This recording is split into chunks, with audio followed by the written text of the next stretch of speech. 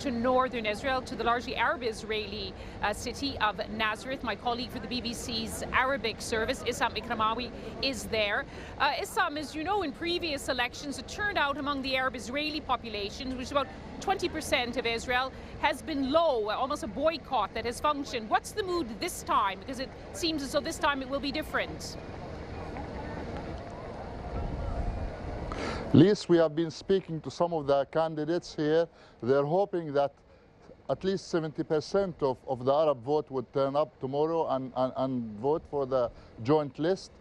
It is a new beginning for the Arabs in Israel, and people are excited about it. Although, having said that, on the whole, it does not feel like there is an election taking place tomorrow, and that's due to the fact that the Arab parties, which usually compete against each other, they're running on a joint list. So this perhaps explains why. However, there is enthusiasm and there's optimistic that this would usher a new beginning for the Arabs in Israel. And would the joint Arab bloc, if it stays together, would it join a coalition headed by either Benjamin Netanyahu or Yitzhak Herzog?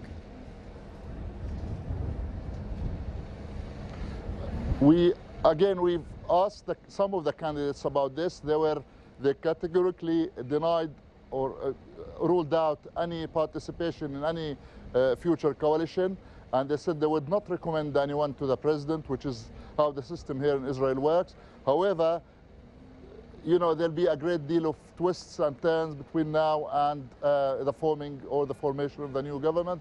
So we don't know at this stage. My judgment would be that there'll be some kind of agreement between the Arab list and probably a coalition headed by Herzog and Livni, but we don't know all the details yet. And Issam, briefly, what would you say the main issues for the Arab list are? Is it economics, politics, security? Both, everything.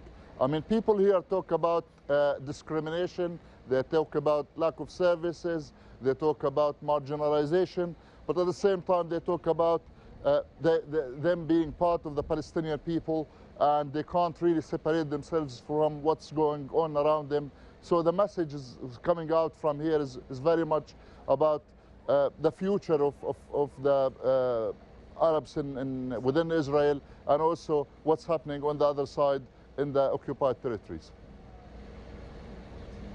Issam Ikramawi, thank you very much for joining us in Nazareth on the eve of Israel's election in a highly politicized society. Every election matters and the issues are